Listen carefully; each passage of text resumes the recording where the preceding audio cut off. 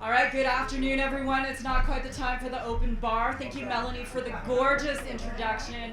And welcome, everyone, to Abraham House and Agentic AI. It is a privilege and pleasure to be here. In my vanguard opinion, artificial intelligence is the most feminine technology that we have ever created. When you think about how to build an AI model, we have inputs, then it germinates, and it creates, and there's an output. What is more feminine than that? And yet, according to McKinsey, approximately 22% of global AI workers are women, and less than 15% sit in the C-suite. So the future of AI is female. I'll tell you what this panel is not about. It is not about us talking about problems. It is a group of highly accomplished women talking about the future and how we, as a society, embrace the feminine aspect of AI. So I'd like to welcome my esteemed panel. Give them a massive round of applause, please and thank you. Come on up, ladies. Renee, Jana, Sol. Sol's doing hugs at the back.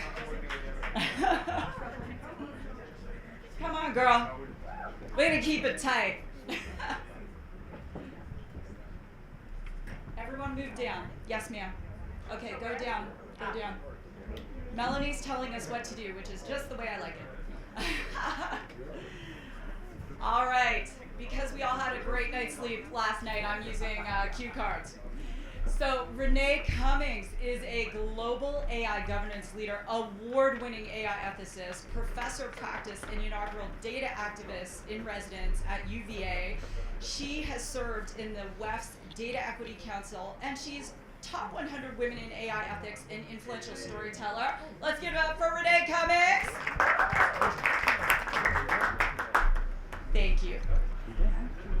Jana Solikangas is the co-founder and CEO of Mia AI. Many of you know her. She's a global AI educator that has touched lives in 65 countries and 10,000 professions. Amazing. She's a champion for AI inclusivity and women's empowerment. She's an international speaker and thought leader and the founding partner of Women of the Future. And lastly, my amazing bunkmate, Sol Rashidi. She is the first chief AI officer for enterprise in the world. The first in the world, mic drop. She's overseen 10 patents, Forbes AI Maverick and Visionary of the 21st Century, former AWS, Fortune 100 C-suite, senior fellow at Forbes. She's appeared on CNBC, Forbes, Fast Company. I am in amazing company, and Renee, I am going to jump right in with you, sister. So Renee, you've worked at the intersection of AI, governance, ethics, and justice. So as this innovation accelerates, how do we ensure AI systems are actually going to advance inclusivity and diversity as opposed to using old data to just perpetuate the incorrect statistics and models? Well, thank you so much for that fantastic introduction. I will say this, data is old, and data will continue to be old no matter how much new data we create, because data becomes old so quickly. The challenge is this: when we are thinking about inclusive AI or inclusive agentic AI, we've got to think about this bigger question of equity. I spend a lot of time now training judges across the United States, because like every relationship, and we are having a relationship with AI, it begins in bliss and it ends up in the courtroom. So it's true, we're seeing it now. So judges and the judiciary are now being called upon to adjudicate cases built on data, built on large language models, agentic AI. As a criminologist and a criminal psychologist by training, I look at the ways in which agentic AI, autonomous systems, algorithms go rogue in real time. And someone has to think about that, because we're building things with good intention and they could end up doing malicious things and causing a lot of harm. So it's about a philosophy or an ethos, a duty of care we have got to bring to this technology. And if we bring that duty of care, if we bring that sort of eternal vigilance to the ways in which we're thinking about a responsible approach, a safe approach, accelerating this technology with caution, then what we're doing is bringing an approach that looks at fairness, that looks at questions around equity, that looks at due process, because too many of these cases are now ending in questions of due process. It's invisible harm. We don't see it until we feel it. So one of the things we want to ensure with any kind, there's no AI without data. That is the reality. You cannot speak about AI without speaking about data. And as a critical data scientist, I spend a lot of time thinking about how do we get this data to this point of sophistication that the technology that we want to think for us is doing so in a mindful way, is doing so in a justice-oriented way, and always doing so in a way where it understands the intricacy of what it means to be human. Well, the mic drop, girlfriend, was it starts in bliss and ends in the courtroom. That could be marriage, sister, right? Right? Starts with bliss, ends in the courtroom. And to Renee's excellent point, I'll use women's health data because that's the space that I play in now. And in the United States, heart disease kills more women than the top 5 cancers combined. And yet 70% of the data set to build the models to make recommendations for those women comes from middle-aged white men.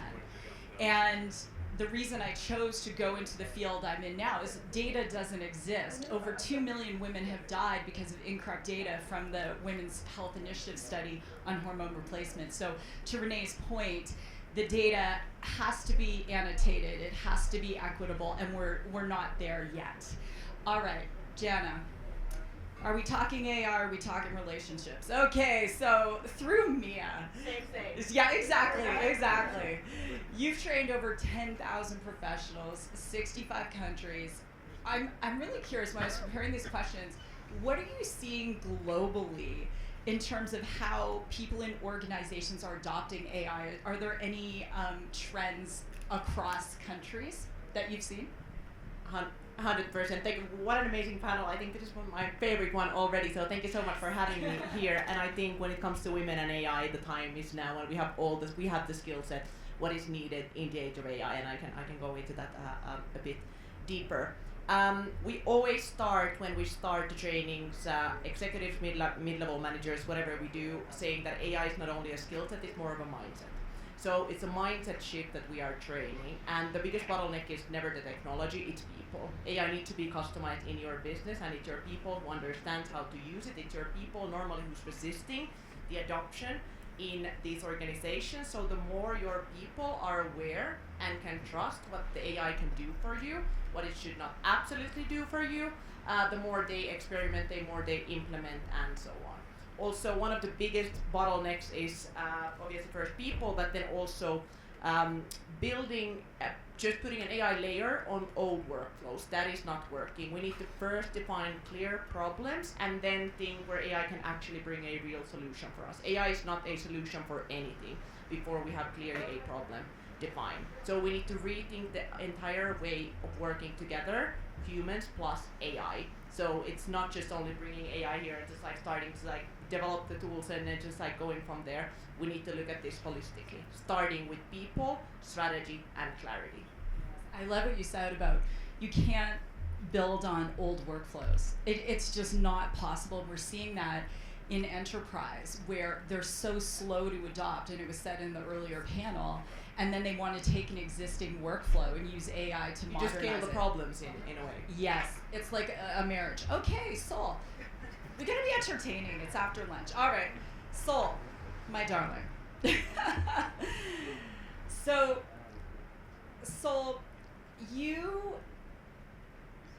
were the first enterprise chief AI officer. I mean, unbelievable, and chief data officer. And you've helped define these roles for the next cohort. What have you learned successfully about translating AI vision into real business execution? It's interesting. My running joke is if you ask 5 executives to define artificial intelligence, you may get about 25 different responses with a lot of ums and oohs in between. There's a real fear that's out there. There's a FOMO that's being insinuated, that's being created. We must do or we will not exist. but without really understanding what artificial intelligence is. Some view it as a tool, just go do it. Don't care how you do it, just go do it. And I don't care if you install Copilot and summarize emails, I want 33% productivity increase now, because they fundamentally don't understand it. So the first thing that I've learned is folks actually don't know how to define artificial intelligence, and the breadth, depth, and span of their application varies from machine learning models that are in production, which American Express has been doing for over 20 plus years, all the way to using agentic swarms to be able to process financial transactions. So the lack of definition and understanding. The second, the breadth, depth, and span of what they think AI is. And the third, I would say, it's just so easy, but there's this real promises of return on investments. But there is a fundamental difference between using AI and doing AI. Using AI is, let me buy a few Copilot licenses, throw it in the mix, people are summarizing emails and meeting notes, and they expect the productivity lifts that everyone's being promised. You don't get those compounding effects by using AI. You get those compounding effects and the return on investments by doing AI. That is a completely different beast. That is not a 3-month, let me teach you prompt engineering exercise. That is taking a function, breaking it down into workflows, tasks and subtasks, re-engineering the entire business process to understand what can be outsourced and automated versus what fundamentally still needs human capital to be able to operate, and then restitching it together. But the problem is everyone wants to Amazon Prime their way through AI, and no one's fundamentally taking the time to actually do it right. And so that's why a lot of the statistics that we hear right now of we're not getting the returns, what's happening, people are getting frustrated, and the fact that only 12% of actual all AI deployments are making it into production. And of the 12%, 11% are having to start over because everyone's wanting a shortcut or a short circuit. And I started deployments in 2011 when I helped IBM launch Watson. So a lot of fun, fast mistakes.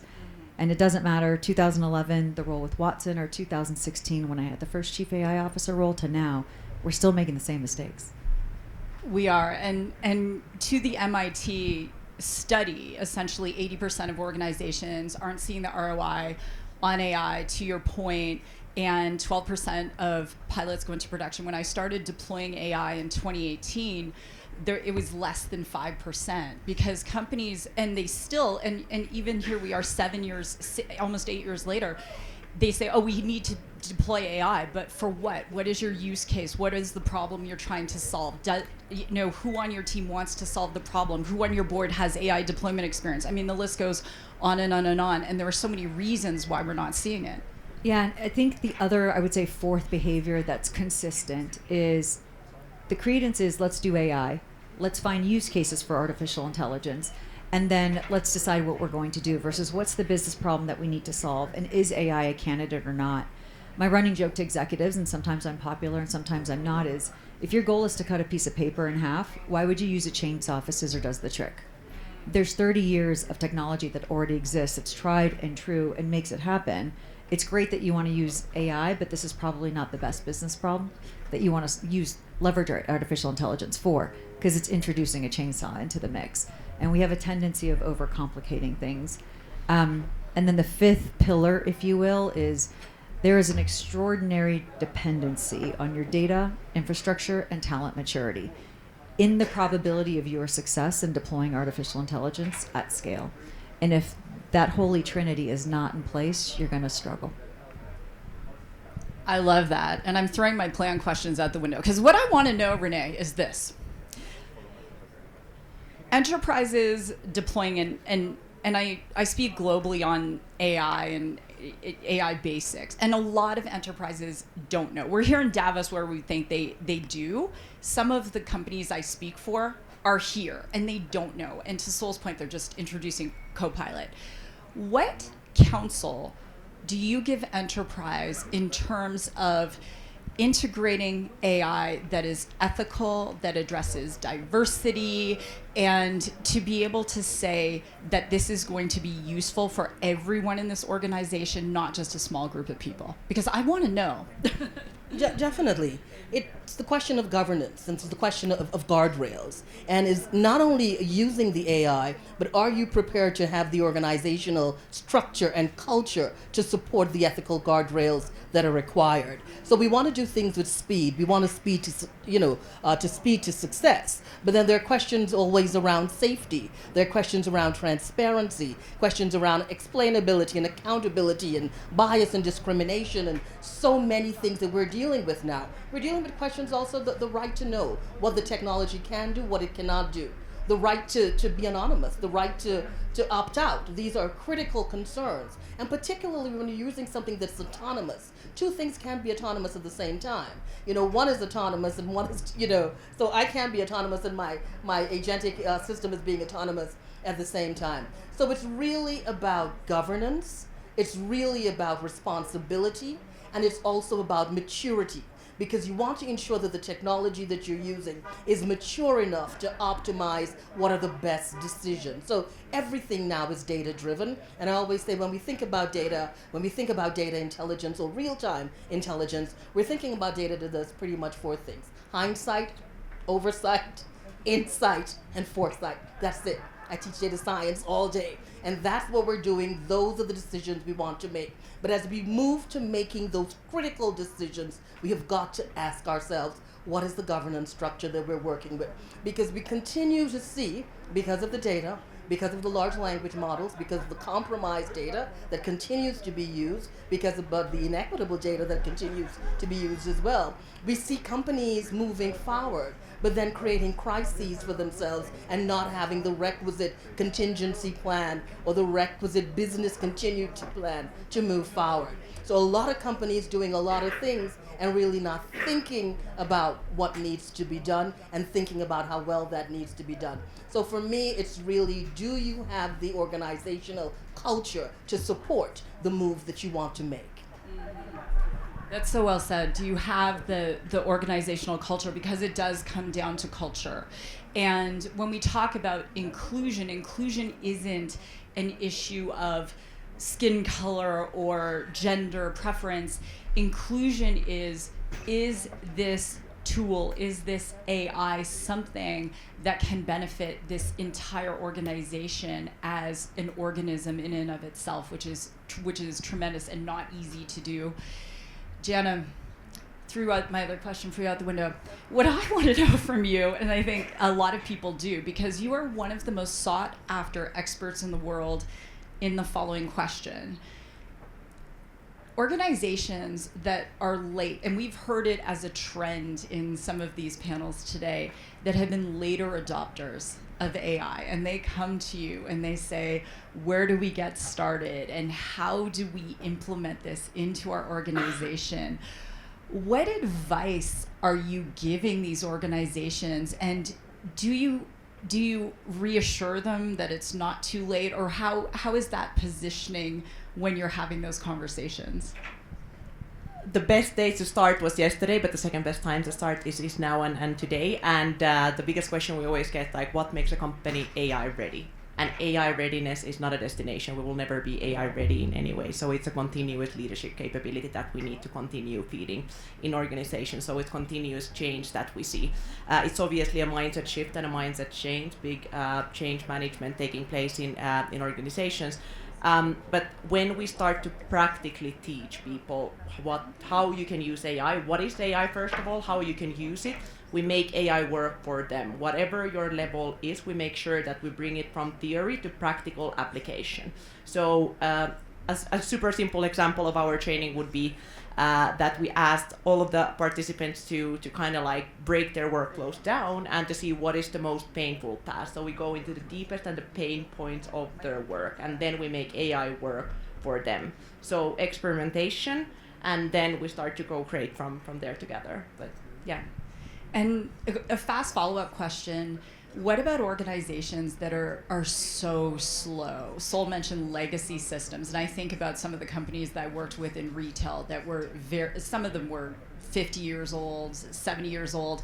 What about these companies that have old legacy systems. They have people on their boards who no one's under the age of 70. What do you do there in terms of reassuring them that artificial intelligence is not a fad and it's actually something useful? Exactly. There's obviously this resistance because the people are afraid that they are losing their job, and our thing is to empower them to ensure that we're actually freeing them into more higher intellectual work. And the question that we always get is whether AI will take over my job, and the answer could be, in the best case, yes. And that can be the best thing that can happen for you, because now you can be freed for more higher intellectual work and the work that actually matters in the organizations. But very practically, we go again, like starting with the pain points, mapping these workflows. Normally, when we start to build first agentic workflows in organizations, we start with internal processes rather than anything customer facing. Also to first build that internal trust. Test, experiment, but then first of all build that internal trust before we build anything customer facing. And yeah, I love that building it internally to gain the trust, allowing people to get that confidence and feel comfortable and not facing the customer. And start very simple. It can be a tiny email agent or a workflow scheduling agent or a calendar agent or whatever, but start there to understand what it can do for you. Build that internal trust and excitement that we actually want to do this more, because now I have more time to do some other stuff.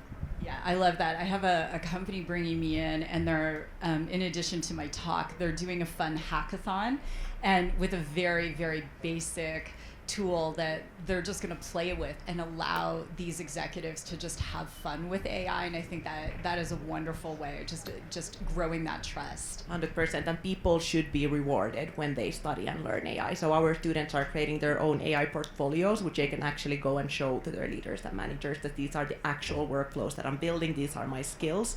And we have witnessed internal promotions, obviously new jobs and so on. So economically, these people should be rewarded as well, who are actually experimenting and trying and solving the issues, because normally that is where the knowledge is. They are the ones who's doing the everyday work.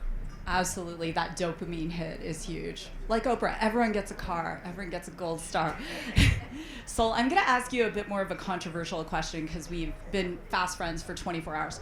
So I was very vocal about this last year on social media, and you've done 3 TEDx talks, you have over 100,000 followers on LinkedIn, you're known as a voice and someone who's a vanguard in this space. So last year, Mira Murthy left OpenAI, and it was the Bro Club. And then Meta announced they had a new AI council, it was all men. And here we are, and I gave the statistics in my opening monologue. If you could advise companies, because we know companies that are diverse at the board level are actually more profitable. And in the startup world, as a startup founder, companies that have at least one female co-founder are 68% more profitable in their first 2 years once they go to revenue than male-only startups. And yet women in the United States currently get less than 2% or less than 1% of VC funding. So if you were giving advice to an enterprise to reconfigure their board, reconfigure their C-suite to be more optimized and AI future ready, what advice would you give? It's so funny. I think I've been in the tech space since the late 90s, so I'm just numb to the reality of what we live in. I think we're going to hit a point, and it's going to require a whoopsie to happen, a major catastrophe because of data leakage, data poisoning, exposure, PII, HIPAA. The proper protocols, governance measures were not embedded into any of the capabilities, whether it's applied AI, generative AI, or agentic AI. I think by having a diverse workforce, there's going to be an element of computational morality that'll be embedded into the code that's being developed.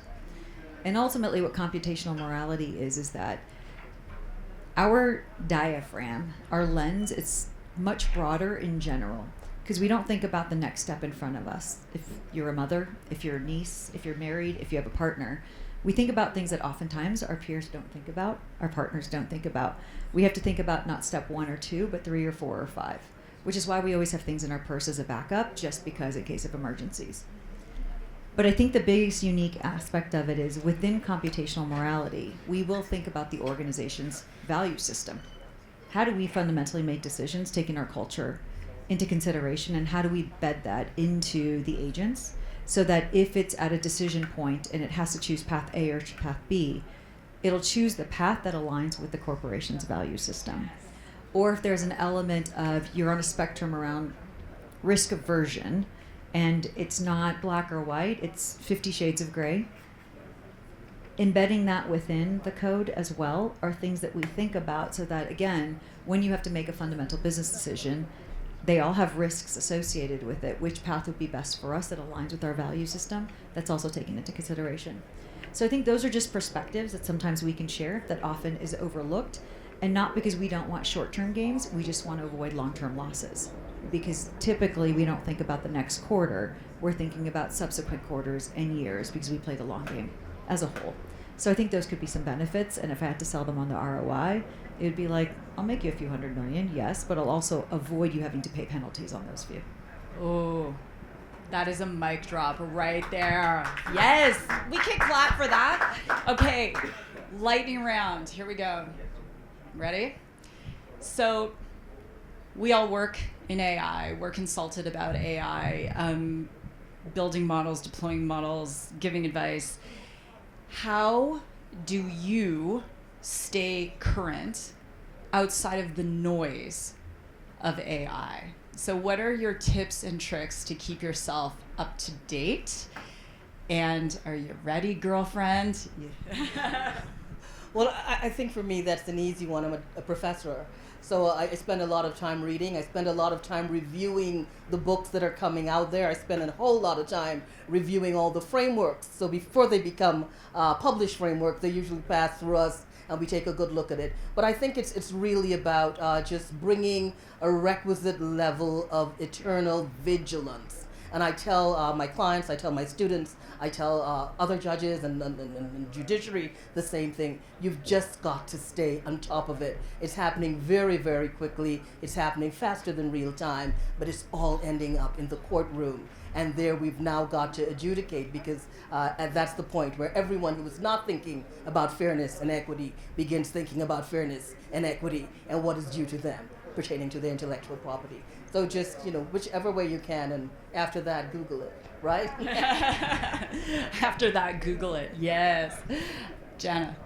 It's so important to stay relevant and learn all the latest and greatest, but also keep in mind, make AI work for you, what really works for you. But we have a community-based learning platform on top of our business services. We've run a free learning network with a mission to empower 1 million women with the skills of AI. And we have women from 65 different countries learning and leading and innovating with AI daily. I learned so much from them and with them. Globally, and it's just my place to go to whenever I need to check anything, and any of the resources, they are always available there. So learn with your peers and share the knowledge and wisdom. I love that. Thank you. So mine's not as clean. It's messy. And I want to structure it, and I can't structure it because of the pace at which we're going. Because I think even for those of us that are in the space, we're getting whiplash. I can't even imagine what it's like not being in the space. It's almost, I would say, more blissful not being in the space.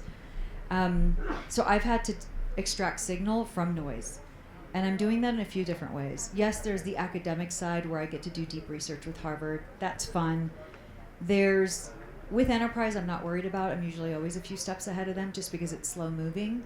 But what I'm having to do is actually block out consciously time on the calendar to research, think, and reflect. And I never thought it would be so difficult to do that. But once a week, I will block out half a day, and I will pin articles, research papers, things that I need to fundamentally look at. And they're credible sources because you have to validate the source. It can't just be any Jack, Jill, or Tom who's publishing something. And I will create an inventory of things I need to study. During that time, I actually use an agent to go and summarize each of their publications. And based on the summarization, because one of my criteria is it can't be high-level woo-woo stuff. Too many people are regurgitating information. I call generative AI generic AI at this point in time. So it actually goes through and discerns and tells me if this is too abstract or if it gets into a level of detail that I love. From there, maybe there's 32 articles, papers. It'll give me the summary. I will pick 11 or 12. And in the 11 or 12, in that time that I've blocked, that's what I'll actually go through and read, understand, study, think about, write, connect it to the work that I'm doing. My goal isn't to keep up with everything. I don't care if we're on the latest 5.2 model. That's going to be replaced within a matter of months anyway.